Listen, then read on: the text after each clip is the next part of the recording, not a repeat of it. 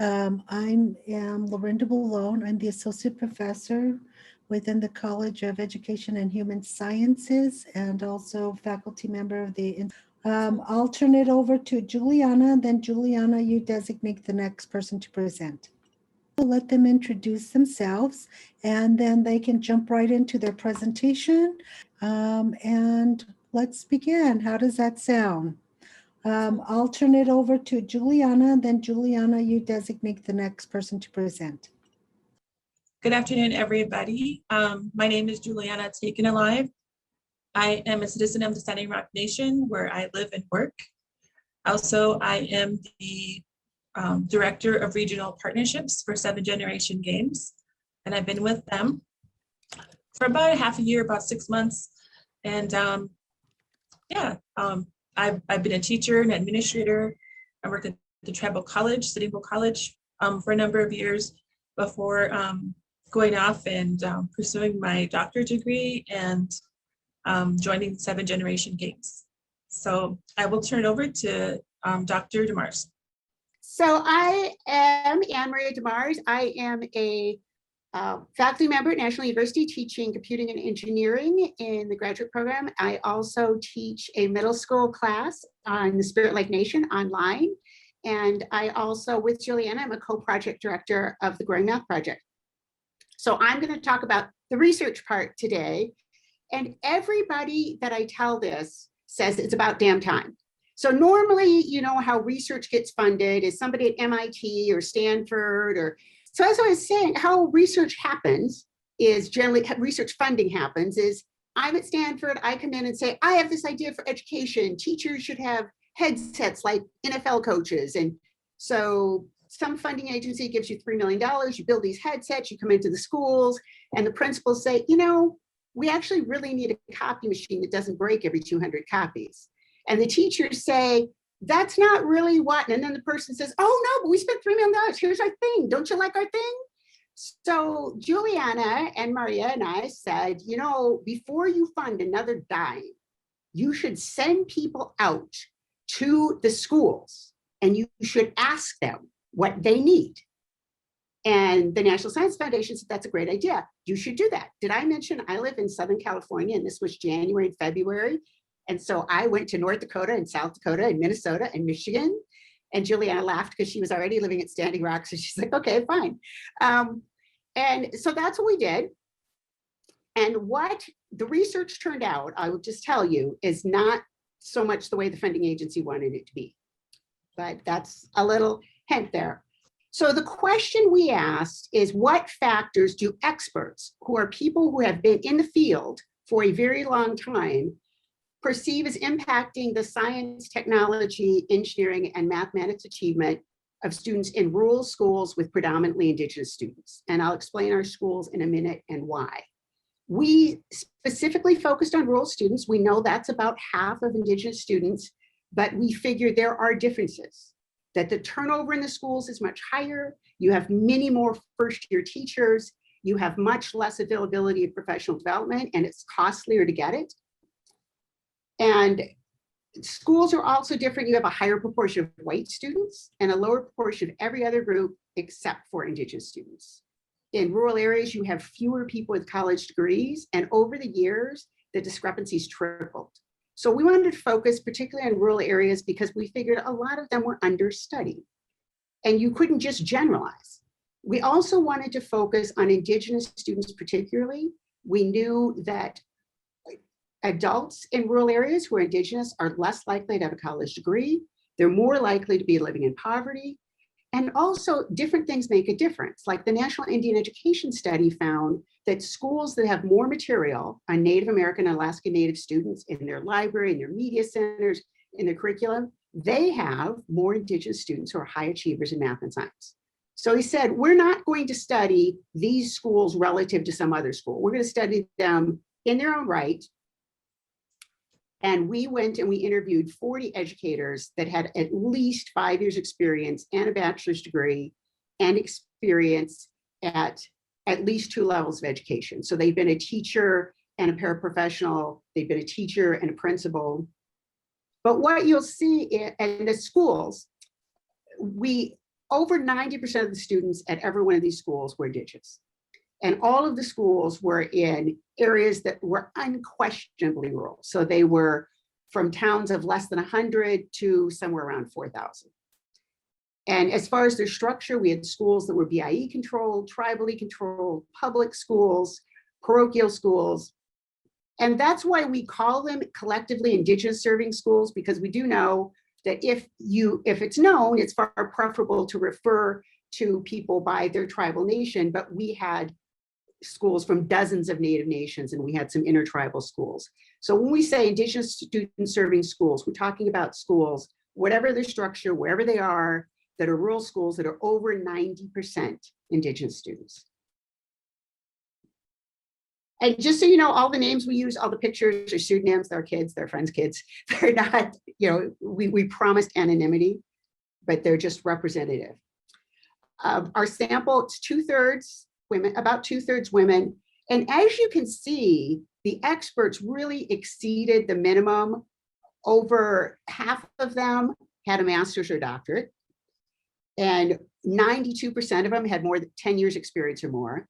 And interestingly, 70% of the educators we interviewed were indigenous themselves, which was not something we selected for. We started out with people we knew who were experts in the field. And at the end of each interview, we said, who else would you recommend that you think of as a really expert educator who's very knowledgeable? And it just happened that 70% of the people we ended up interviewing were indigenous. The other 30% were white. About 60% were administrators, about 1/4 were teachers. And then we had 6 people who were school board members, after school program directors. And how the interviews worked, and I of course, we have a ton of data, so I'm brushing through this. We started out, we didn't want to bias them. So even though our funding agency was interested in technology, we started saying, tell me about yourself, tell me about your experience in education. What do you think are the things that contribute to indigenous children doing better in STEM? What do you think are obstacles? And at the very end, we asked them to what they thought about technology, using technology in school, and then anybody else that they thought we should interview. So that gave us 618 texts that we coded, and all of them were coded by 2 or 3 people. And here's an example. One teacher said, or administrator said, teaching the science with indigenous history would make it more relatable. But I believe most teachers lack the knowledge to include indigenous history into science. And so we coded that, including indigenous history. Sometimes we allowed it the text to have up to 2 codes, because sometimes it was hard to pick. And so we got a lot more agreement if you could pick 2 as opposed to one or the other. And here's an example of hands-on curriculum and inclusion of local culture. This educator said, we need to do stuff that's hands-on with a cultural base. How does science class deal with that? We're planning on, and they mentioned a local geological formation they're going to go to. This is a geology lesson, but there's also a culture story that's related to the local indigenous culture with it. So we counted that as hands-on curriculum and also including the local culture. So we took all of these codes, we put them into thematic analysis. Now, our funding agency wanted us to find some narrow problem that we could solve with the technology solution. So they wanted us to take all the problems and take a box of this. And they kept saying, don't try to boil the ocean. We know there are other issues. Find a small part that can be solved with technology. Now, I could tell most of you are experienced in education because I've been listening to sessions today. And I'm guessing you're already thinking that probably didn't come out that way. So we didn't find a box. We found more like a spider web. So these were our 7 themes. And the main thing in the middle was highly qualified staff. Everybody we talked to said, this is the most important thing in students' achievement. And by that, they meant staff who had good teacher preparation, staff who had ongoing professional development, not having high staff turnover, giving the staff enough time. The other thing we heard a lot was students that had a lot of needs. Students who, some of the students had low academic performance, some of them had experienced a lot of trauma, some of them were living in poverty, there was high mobility, and that had to be taken into account. And teachers who were more qualified often had less needy students the next year because they helped to make up for some of that academic loss. And having high need students fit into the curriculum. because by the time you were in 8th grade, you would have kids from the 3rd grade to the 8th grade level in your class. And including the local culture fit into the curriculum, because a lot of what teachers wanted to do, including the local culture, was hands-on. They wanted to bring people in to talk. They wanted part of the culture in the curriculum. And we called it local culture because, yes, they were interested in indigenous culture in general, but they were more interested in their own specific nation. Their funding was an issue because if you didn't have enough funding, you didn't have enough technology, you had turnover in the staff, but then highly qualified staff could make up for lack of funding. So it all kind of went round and round together. So we did not make our funding agency happy with finding this is a little square box that you can solve, and it will fix the problems. And the more we pushed for that, the more the experts we interviewed pushed back. The number one takeaway that we had, if I had to tell you one thing, is highly qualified staff are the most important factor. They can compensate for a lot of other missing factors, but nothing makes up for a good teacher in the classroom. And anybody who thinks, and I say this as somebody who teaches computing and engineering, anybody who thinks that you are going to make a black box or software that's going to make up for a good teacher in the classroom is dreaming. Here's an example of a really qualified teacher in a school that didn't have much funds, didn't have much technology. She gave each student in her class a card with the letter A, B, C, or D. You know, those cards that you buy for 100 for 50 cents down at the dollar store. And she writes before every class questions to check understanding, and she uses this app she learned about at a conference. And then she'll ask the question, or she'll put it up on her whiteboard, and she will say, all right, boys and girls, everybody hold your card.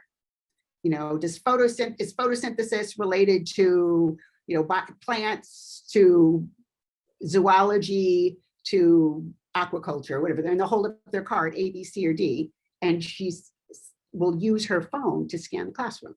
So she says it's like the clickers in big college classrooms, but it's way cheaper. It's free. So she has all of these things she does because she's an amazing teacher. The second thing we found is it's all related. Effective use of technology. We saw so many schools that had software that didn't work on their hardware, that had really outdated hardware. So there was no point of buying this new software because it didn't work. Or they had hardware and software. Just yesterday, I was in a principal's office where she had a box of things because the teachers were never trained on them. So they had the hardware and they had the software. And she said, I just brought them all in here because nobody's using them. So I'm going to go home and try and figure out something for her. The third thing is you cannot, I don't care how much funding agencies want to pretend or how much tech companies want to pretend, you cannot ignore the fact that the typical classroom serves students across several years of grade level. And often those students had very good reasons for being disengaged with the academic content. It was just boring as watching paint dry. I know Maria, who couldn't be here, said Juliana and I think about stick a red hot poker in my eye to wake me up. So part of it was the curriculum itself was not engaging. It didn't relate to anything they were interested in. And then some of the hardware or software, for example, one teacher teaches 4th grade, and all of her students were automatically put by the program at the 4th grade level. And we all know not every kid in 4th grade is at 4th grade level. It would be very nice, but it's not true. So the last 2 points, teachers aren't superheroes. Even though I said a highly qualified teacher can make up for a lot, they get tired. They get tired of multiple roles. We put our teachers in that table in whatever role they spent the most time in. But the fact is, in a lot of these rural districts, somebody was superintendent and high school principal. They were the math coach and the basketball coach. So we they're doing multiple roles. They're having long commutes, sometimes 40, 50, 60 miles, because if they're working on a reservation, there's often not housing. So turnover is really high. But the other thing, and if I could say one thing, I would push on this the most, growing our own is a great idea to try. Out of those experienced educators, 70% of them were indigenous. We didn't ask that question, but everybody either mentioned their tribal affiliation or I'm not Native American, but. And out of those people, a lot of them said that they grew up in a ranch, in a rural community. And so those people who were themselves indigenous, people who weren't, but who grew up in rural communities, really countered that trend of the high turnover, the new teachers. And so that's what's being successful. That's where you should put your money. So that's what we did as far as research. And that was the practice part of it. What we're doing, the Growing Math project grew out of this research, where we came back and we had to go to a different funding agency because the first one didn't like us anymore. Because we said, you can't do that. You can't pick a box and say, we're going to use technology and solve this problem all by itself, because problems come connected to other problems. So we went to the US Department of Agriculture and said, how about funding something where you give teachers software and you give them professional development and you give them lesson plans and you adapt it to different levels. And to their undying credit, they said yes. So that's what Juliana is doing these days. Okay, so I will reintroduce myself. There's a few people that weren't here at the beginning. My name is Juliana Taken Alive, and I am the Director of Regional Partnerships for 7 Generation Games. And I am going to share a little bit about Growing Math. So Anne-Maria just described the research that is behind Growing Math. And one of the things that she mentioned in that research was that 70% of the people we talked to, the folks we talked to, were Indigenous people, which is important. And I think as an Indigenous educator myself, I feel like it's really important to talk to people because our Indigenous educators were once Indigenous students, and they have a unique perspective. I mean, we all do. And whether we went to a BIA school, a tribal grant school, a private school, our experiences, we still carry those with us, and that's important to this work. So my section of this presentation session is the Growing Math project. Now, like Anne-Maria said, we did the research, and based on that research, she applied for a second grant, which was funded by the United States Department of Agriculture. The Growing Math project is free. It's a new platform to provide educators the tools and training they need to best serve students in tribal areas, rural communities, and urban cities with the significant Indigenous populations. Growing Math includes ready-to-use lessons that can be used with the 7 Generation Games that has already been established. The games are already developed, and this is a way to bridge that connection between using them in your classroom and then games. The games combine, and the Growing Math project includes combining math, Indigenous culture, and agricultural sciences. It can be easily used in classrooms via hybrid models and through distance learning. It also includes teacher training and professional development, and also includes tech support. The project also, the issues that were in the research that we looked at and focused on were attendance. So how do we keep kids engaged, keep them in, have them attend school? We looked at connectivity in rural areas and through internet and other device access, teachers' time demands, and the project also meets the needs to be more culturally relevant curriculum that affirms the identities of Indigenous students. So with that, let's just take a closer look at the Growing Math. So Growing Math is actually, there's a website out there. It's growingmath.org. And within the site, I just want to go over this just to explain where we're at and what we're doing right now at this point. We are in 6 states, North Dakota and South Dakota and Minnesota, Oregon, New Mexico, and Arizona. So those are the states that we're focusing on for this project. So when we talk about Growing Math, there are, within the site itself, there are lessons. And there are math lessons for grades 3 through 8 that focus on problem-solving strategies, multiplication, division, fractions, statistics, geometry, and data measurement. Also, the math is in context. So the games have been developed in 7 Generation Games through tribal consultants, tribal, tribal elders that gave, direction and to make everything so it's correct and represented properly in the games. The scaffolding, this is a scene from Forgotten Trail, where it talks a little bit about, the average miles a person has to walk. There are hints also in the games, so it gives hints. It's, There's also social studies lessons. I'm sorry if I'm rushing. I just know there's 2 more people that have to present as well. So I'm going to just speed it up a little bit. So social studies lessons as well.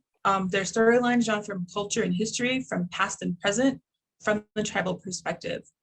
There are language arts lessons on the Growing Math site, which contain academic vocabulary, analyzing text through word problems, reading timelines, parts of speech, and expanding vocabulary through adjectives, synonyms, and language, real world application. So read and spoken, it's integrated within the curriculum. So like there are several language lessons in Lakota and Making Camp Lakota. There are different Making Camps, and we'll talk more about the other games later, but Making Camp Lakota is a bilingual game that is, it can be played 100% in English and also 100% in Lakota. So that is the one game that I'm familiar with. The training that I spoke of, what does that look like? A training overview. Okay, so what we do is in those 6 states that I had mentioned, we have teachers sign up to do the training if they want to be part of the project.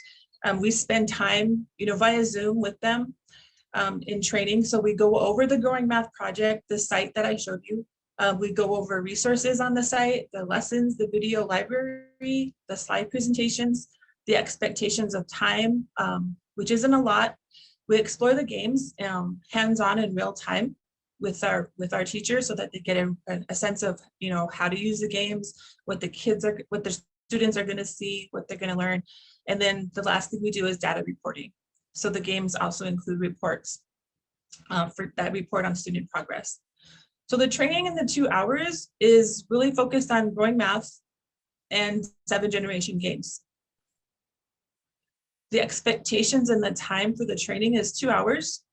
And then we have a form that contains feedback and as an exit survey. We estimate that takes about 2 hours as well. So a total of approximately 4 hours, for the Growing Math training. The exit survey, the feedback and exit survey contain questions that ask about the usability of the site and the resources there. We collect teacher input on the training itself and follow up afterwards. The survey also asks how their students were engaged. And also, at the end of the survey, we ask teachers to refer other teachers. So when you go to the Growing Math site, within the training, growingmath.org, sometimes it asks for a password to move on to the site. It'll stop, it'll ask you for a password. The password is always Growing Math. So this is what the homepage looks like. And I'm going to go back there right now, just to briefly go over a few things here. So this is what the site looks like. And on the top bar, you'll have a little drop down of the lessons. So we have lessons in 3rd through 7th grade, our data reports, the games themselves, the resource library with the videos, cards, and the standards. And we'll go over some of that. I'll just briefly go over it. And if you want to know more about Growing Math, you can come back to the site as well and take a look at it. But I just want to guide you through a few things. So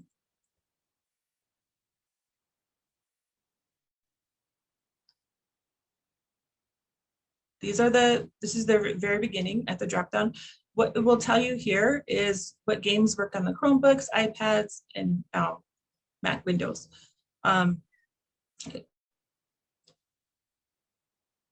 Gives us a little overview.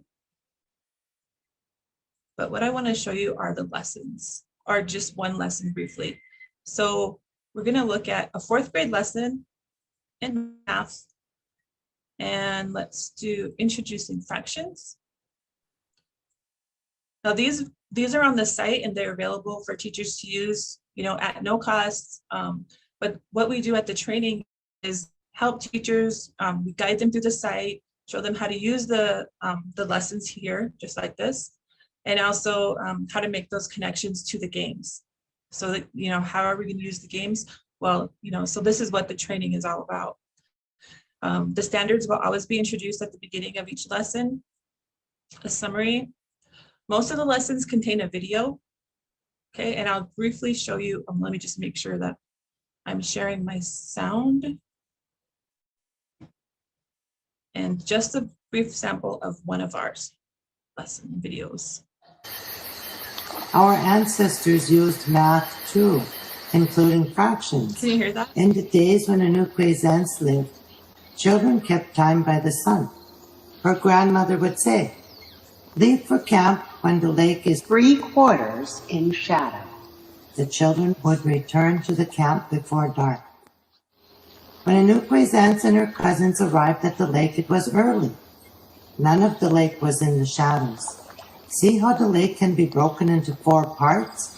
After Inukwezans had been at the lake for a little while, 1/4 of the lake was in the shadows. After Inukwezans had been at the lake for a while longer, 2/4 of the lake was in the shadows. When Inukwezans saw that 3/4 of the lake was in the shadows, she knew it was time to get up and go home. What would happen if she didn't pay attention? Well, if the lake was 4/4 in the shadows, night would be coming. It would be scary and dangerous finding her way back to the camp in the dark.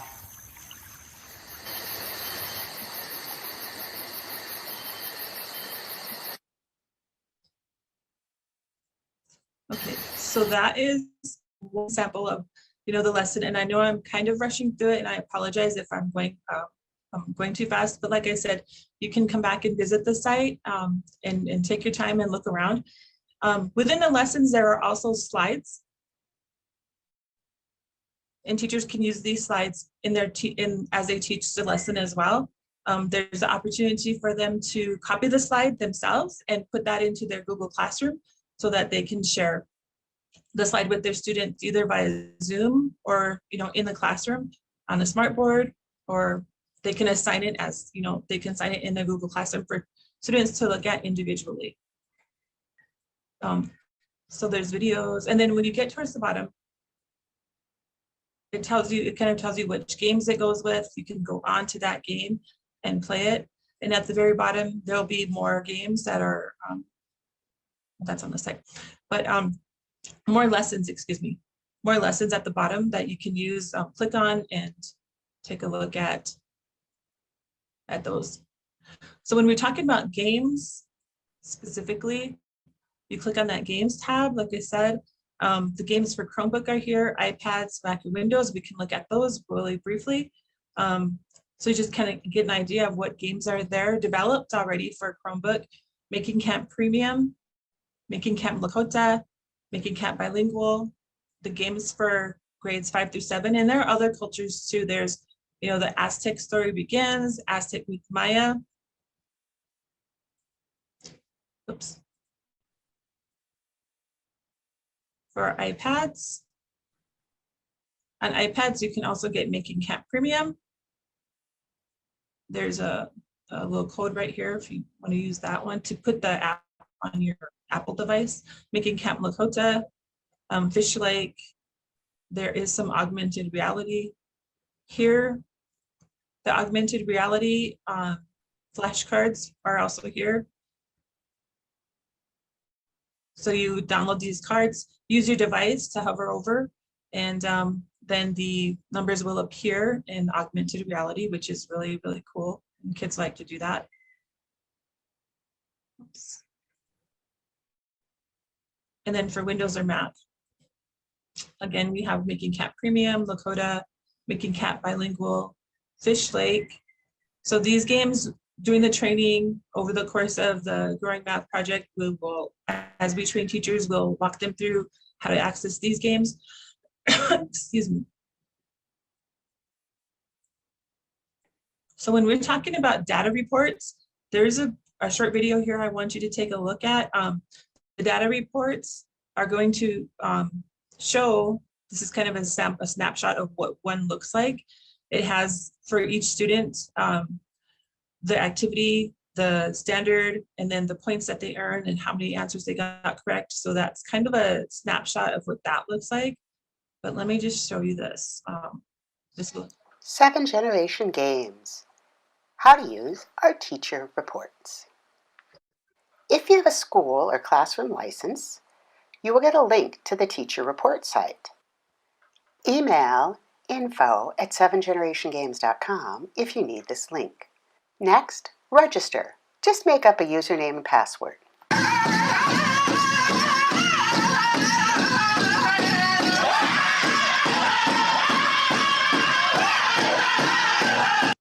After you've registered, log out and log back in to add students.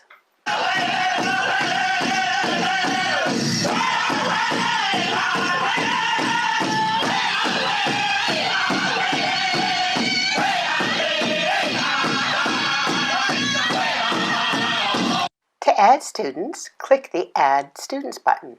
You can add usernames for your students one at a time. To add another student, click the Add More button. Just keep it up till all your students are entered.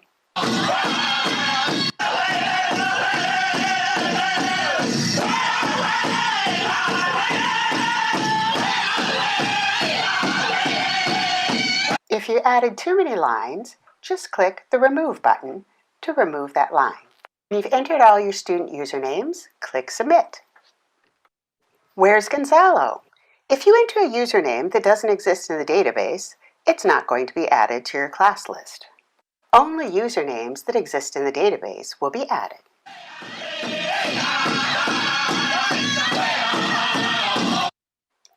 Click on a username to show student progress. You'll be able to see how many sessions the student played, for how long, what games they played, how many points they got. You can go back and add or remove students at any time just by clicking the Add Students button.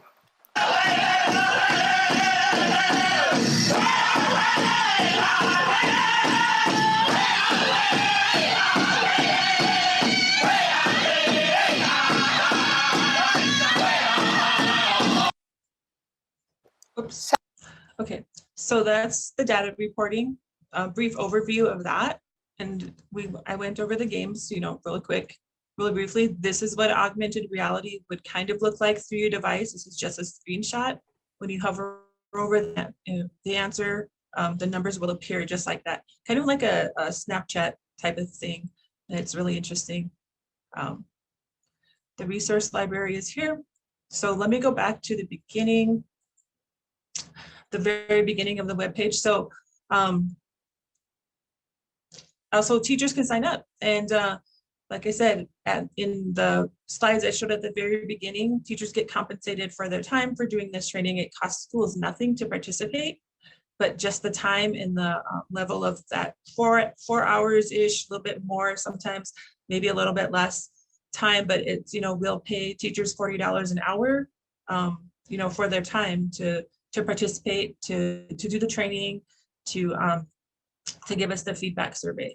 So if you come to growingmath.org and you're interested in this at all, you would go to sign up. And we have 2 levels of sign up. We have a sign up for teachers. You go there and you fill out the form. We have some dates available for trainings right here. And then we also are working with education majors, at our tribal colleges in North and South Dakota right now. And we're working with them to try to, I guess our focus is to recruit them to create more lessons for our site, for our webpage. So, we'll go over the template and our expectations, but they would sign up here. The only thing is that education majors don't get paid the $40 an hour, but the education majors and the teachers, both groups, if teachers are welcome to do lessons too.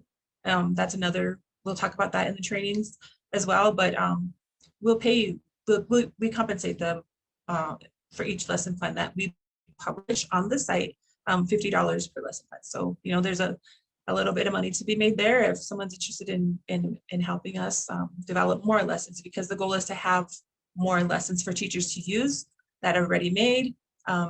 So teachers can, spend less time planning and prepping, but and teaching and being engaged with students. That was my last slide. So we are 3 months in. We have had 87 teachers go through this so far. We have another 20 signed up this week. because Juliana is on it. And the three major needs we've gotten out of those first 87 teachers is easier access to the data, which is why she talked about that. Games that include additional indigenous cultures and expansion of the curriculum to additional mathematics topics. And you might guess from my first part of the presentation, we asked which was the priority. Teachers said, well, this teacher's comment summed it up. Well, you need the data, but you get the data when they play the game, so you need more games, and you want to serve all the kids, so you need more math and different cultures. So it's everything really is my priority.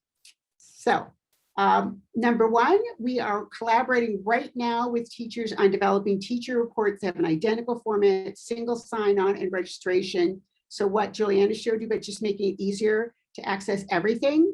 So that's what we're doing this summer. Also priority one, games to teach more cultures and more math.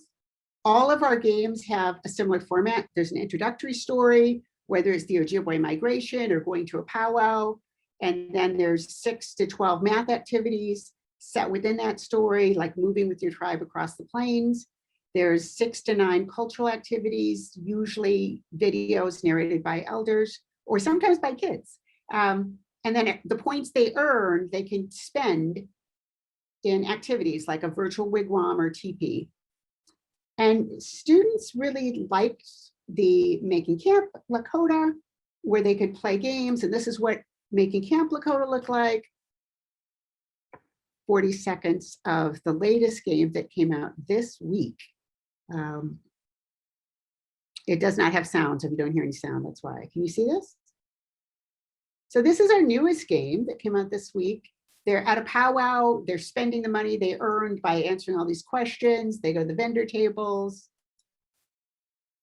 That artwork is done by a little girl from the Spirit Lake Nation. The other artwork was done by someone from, I think, Red Cloud, Minnesota. Then they can go, this is their camper at the powwow, and use their artwork, use their things they bought. Because one of the things kids told us recently is, your games are old. I mean, we like them, we don't mean it in a bad way, but can you do something about now? We want people to know we're here now. So this is the latest game that came out this week. And then, yes. Okay, Diana Sanchez, over to you. I'll take it over. Thank you, Anne-Maria. So I'll introduce myself. I'm Diana Sanchez, project manager at 7th Generation Games. And as Anne-Maria mentioned, one of our priority number ones, because we have two, but one of them is developing more games to teach more math and more cultures. And so being true to that, one of the projects that we are starting on is making Camp Warm Springs, which I'll talk about in a minute. But first, to understand the present, we have to take a look at the past. And for us, that is taking a look at the development process and how that's evolved from working on the games that Maria just mentioned, like Making Camp Dakota and Dakota, to where we are now. So when we worked on Making Camp Dakota, we were trying to figure out the process in order to start to put that in place and help streamline the development process for future projects. So with Making Camp Lakota, we worked with Thunder Valley CDC from the Pine Ridge Reservation in South Dakota.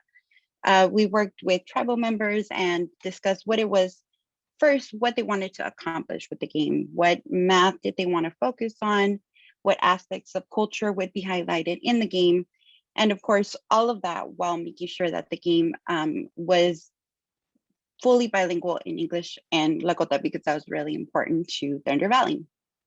So by the end of developing Making Camp Lakota, we had our development process in place, or so we thought.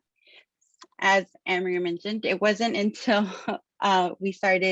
we received feedback from tribal members where they asked, why was the culture in our Making Camp game so old, that we restarted to rethink that process. So from there, when we started working on our next project, Making Camp Dakota, we thought it would be better to work not only with the adult tribal members, but also with the youth. So to include them as well. So for Making Camp Dakota, through design workshops with tribal youth, we received input on what they wanted to see in the game and what they wanted to learn about. Those workshops also became a great opportunity for the youth to hear stories directly from their elders. This was pre-pandemic, so they were able to be in the same room and have those conversations. It was that collaboration with the youth of the tribe that created ownership of the end product, which was the game. But more so than ownership, it also created representation as well. It's through that representation that, like as Maria mentioned, it creates engagement as well, because they see themselves in the game, or they hear the narrator sound like them or somebody they know. So those design workshops were really a great experience that we had in the initial stages of developing Making Camp Dakota that we didn't have with the Lakota version. So needless to say, basically now design workshops with youth tribal members is definitely a part of the process when creating our Making Camp games. So now in our present, as Emery mentioned, we're working on developing. One of the projects that we're working on is Making Camp Warm Springs. And for its development, we're working with the Confederate Tribes of Warm Springs in Warm Springs, Oregon. But actually, it will actually be 3 different games. It's going to be 3 different making camps that will focus on the 3 different tribes. So it'll be a making camp for the 3 tribes: the Warm Springs, the Paiutes, and the Wascos. So that'll be 3 separate games, 3 different languages, 3 different math topics that it'll cover. So it's and in addition to that, we're also creating AR apps, augmented reality apps, like Juliana touched on with the Math Universal Language. So we're also creating versions of those for the tribes, and that also teaches math and helps language revitalization and preservation as well. So we're using different multiple technologies to be able to achieve that. And so as we started on the project, we'll be building out the games and working with the tribes to make sure the cultural components are accurate and have the games be fully bilingual. And then, of course, they'll be free for everyone to use. Already having initial meetings and with Warm Springs and the different tribes, we've already can see that they'll focus on fractions in regards to math, and equally important, we'll examine the traditional fishing practices of the tribes on the Columbia River, which is the largest river in the Pacific Northwest. So we'll be having, as I mentioned, we'll be having as well on this project as with the Dakota one, we'll be having design workshops with tribal youth, and we already have 40 students signed up for the beginning of May, so that should be really exciting. And then, and like I said, in those design workshops will help with creating that ownership and that representation as well. So again, creating that not only with this game, but further like other games and other projects is just what helps with engagement and like really ownership of those games. So like I said, not with this game, but other projects as well. We also are working on another one, which Christy will talk about next. Hello, everybody. Christy Hansen Inishia. I'm very happy to be here. It's such an honor. So, can everybody hear me? Yes. Excellent. Thank you, Diana, for introducing Making Camp Warm Springs. And what I'm going to talk about is Making Camp Navajo. So, Yat A Christy Hansen Inishia, Turich Inishlon, Sanjikine A Bashichin Ado, Nakadene A Dashiche Ado, Oga A Dashinale. I'm Christy Hansen. I'm of the Bitterwater clan, and I'm born for the Honeycomb Rock people. I'm from Tohatchi, New Mexico, and I was previously a teacher on the Navajo Nation in my home community. And there I taught English for 8th grade. And it was a very, very difficult position to be in, as I was a first-year teacher and I was also undersourced.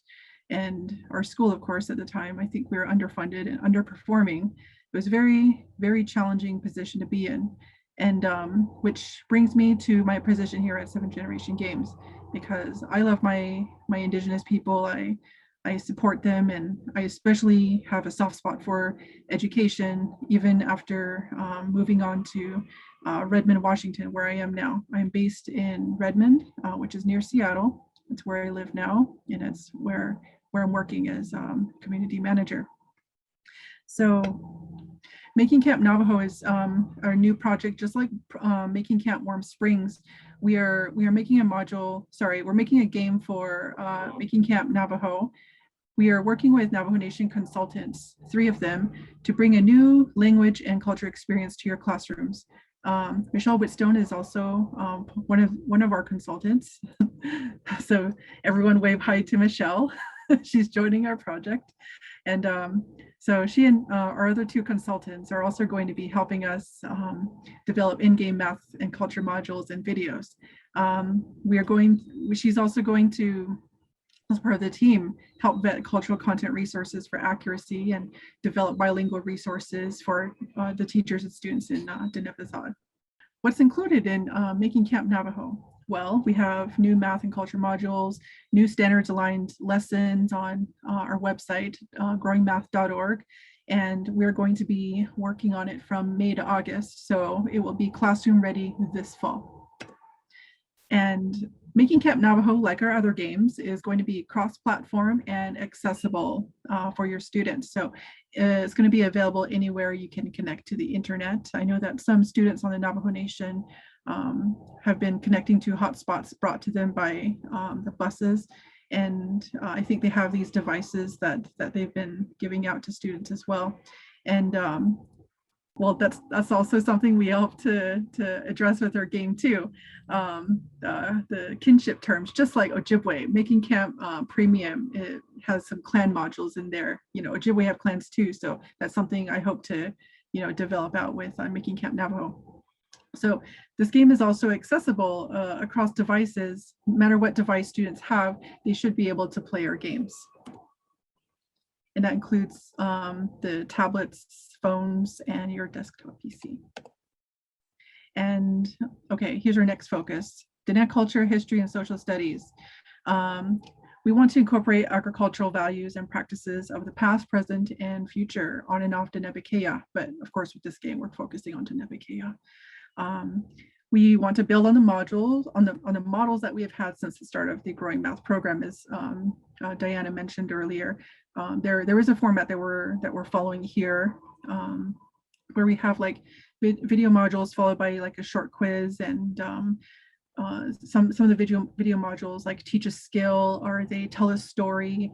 Some focus on oral tradition, clans, things like that, culture things, ELA, and the lessons of Making Camp Navajo we are always developing standards aligned material. They are developed by our Growing Math team alongside our trio of Diné cultural consultants for the next few months. So we all have extensive experience in teaching K-12 in various subjects, including Navajo culture studies and the Navajo language. So as Juliana said before, student educators, you're welcome to join in and undergo the training through Growing Math and become, if you're interested in developing those lesson plans, join us. So here are a list of standards that are supported in Making Camp Premium as an example for you. So students are going to be able to complete these questions, and each of them has a standard attached to it, and they are cross grades, so they can be used for grades 3 to 5. And we think that overlearning a skill is better than not studying a skill at all. So this game is like, there's the potential for replaying it and learning more and reinforcing a skill is high. The potential is very high here, and also proven because we've studied this before. We have stats for that. So let's see. Why is this all important? Well, I can drive it home a bit more. As with many tribes on Turtle Island, much of the culture and language are land-based. So, you know, this is something that we all are familiar with. And as Diane had mentioned earlier about ownership, things can be difficult to own now because homelands are federal trust lands. Indigenous tribes are linked to their homelands, but some tribes may, you know, live on their original homelands. It's just that there's hardly any infrastructure in place when these students, you know, come back home from college or when they graduate to get jobs. So building a foundation in math is of the utmost importance right now. And it's like, well, what about culture? We have to build that foundational knowledge and culture as well. And we had a very important conversation about this as we've lost many elders to COVID-19. And this program can't take the place of elders, but we are doing it for our kids because we ultimately care about their futures. We want the best for them because helping students build a good foundation in math is important for Indigenous students who have fallen behind. So my mother is actually a teacher for BIE, and she's been having a lot of trouble with getting her students to engage. And well, it is almost insurmountable, you know, at times for her. She's stayed up pretty late, you know, at home until like 1 a.m., 2 a.m. And she's wondered, like, how am I going to do this? How am I going to get my students to listen to me and to engage? And, you know, it's definitely not easy. You know, she struggled a lot with it. And even as much as they're digital natives and our tribe is global, you know, there are still struggles about this. You know, these devices are a part of our lives and our jobs now, but, you know, many students are still being left out of the STEAM loop even now, even with all of this technology. And there are future careers for these students in the field of technology that we can help them build towards. Think of Aaron Yazzie at NASA JPL. He helped put a Mars rover on Mars 3 different times. So there is a future for our students there, but we have to help them get there. And they have to become familiar with how they can wield math and science, technology for their futures, in addition to their cultures, because building this like value and ownership, as Diana was talking about earlier, is so important to our students. We are their teachers. We are going to become elders in the future. We want to be good ancestors, I think. So that's what our goal is, and that's why we're trying to reach all of our students with growing math for the next 2 years. And I think that having this array of games featuring the different histories and cultures can help you in your classrooms. And we really hope to see you soon in growing math. And yeah, thank you. Wow, how kudos to you all. Thank you for your work. Thank you for your vision. Are there any questions? There was a question early on in the chat, and it was around the offering to the grades. Is it only grades 3 to 8? It's designed for grade standards for grades 3 through 8, but we do have some schools with older students who are, like we're working with some alternative schools where they might have kids in 10th or 11th grade that are still at the 5th or 6th grade level in math. So it addresses those standards. We do have a couple of classes of very advanced gifted second graders, and we do have a lot of classes of 8th and 9th graders who are not at grade level who are using it. So that's the grade level standards we teach, but grades outside of that range may be using it. And then that same question from Dan, he also asked, do you incorporate any computer science in the lessons? In the game design that Diana was talking about, we absolutely do. And we also offer a game design curriculum that schools can use. Thank you again for your presentation and the hard work you're all doing. Thank you. Thank you. Thanks for having us. Thanks for joining us. Yes. Yeah, thank you. Thank you.